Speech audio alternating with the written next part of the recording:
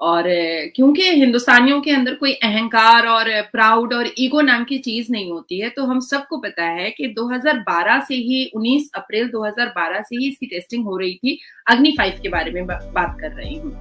बहुत अच्छा रेंज है, आप रेंज पे जाइएगा, स्पीड पे जाइएगा, वेट पर जाइएगा, 5 टन 5 टन का वेट है।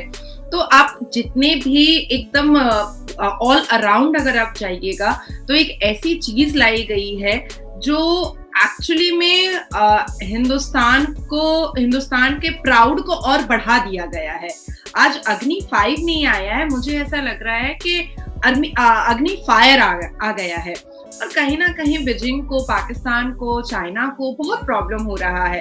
हम तो देखिए, हम कभी हमारे प्राइम मिनिस्टर मोदी जी या डिफेंस मिनिस्टर या फाइनेंस मिनिस्टर या ऐसा कोई फेस या होम मिनिस्टर ने कभी नहीं कहा किसी मंच पर कि हम एलओसी ले लेंगे।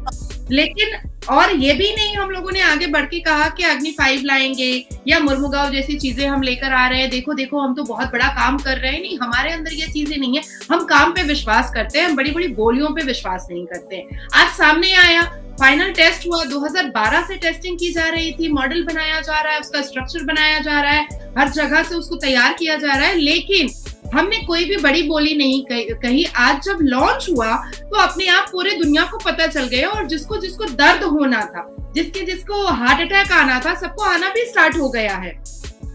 देखिए, चाइनीज के रिसर्चर ने बताया है कि अग्नि 5 की जो रेंज कैपेसिटी है वो 8000 पर किलोमीटर है।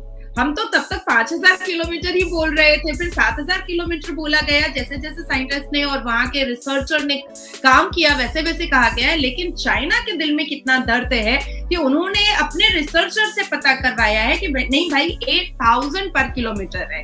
तो अब आप समझ लीजिए कि हिंदुस्तान में जितने भी डेवलपमेंट और इम्प्रूवमेंट के काम होते हैं, हिंदुस्तान में जो भी चीजें बहुत फैंटास्टिक लेवल पर होती है, हिंदुस्तान में कोई भी चीज अगर बहुत ही एक, मैं क्या बोल सकती हूँ, क्विंटेंशियल एग्जाम्पल के तरीके से होती है, तो उसमें सबसे ज्यादा दर्द पाकिस्तान को होता है और चाइना को होता है, और ड्रैगन का मुंह इतना बड़ा फट जाता है। आप मुझे बताइए कि बिलावल तो खैर बच्चा है, अभी तो दूध पी रहा है, अभी तो उसके दूध के दांत टूटे नहीं है। अगर वो कोई गलती करता है तो हिंदुस्तान थोड़ी बहुत इग्नोर हम कर भी देते हैं कि पैर हिला हिला करके बेचारा अपना स्पीच भी देता है, उर्दू भी ढंग से नहीं आती है, अंग्रेजी भी ढंग से नहीं आती है, तो चलो ठीक है, कभी तो पाकिस्तान में रहा नहीं है, हमेशा बाहर रहा है, लूट खसोट करके फिर कहीं ना कहीं जाकर के बच जाएगा। लेकिन शाजिया को क्या हो गया है भाई? उन्होंने गांधी जी को भी बुरा भला कह दिया कि पाकिस्तानी ऐसे नहीं है कि एक गाल पे कोई थप्पड़ मारे तो हम दूसरा थप्पड़ पढ़ा दे। उसके बाद फिर मोदी जी के बारे में उन्होंने इतना शेमलेस बात कहा है। मुझे ऐसा लगता है कि शाजिया जी को याद आना चाहिए 1971 वॉर के बारे में।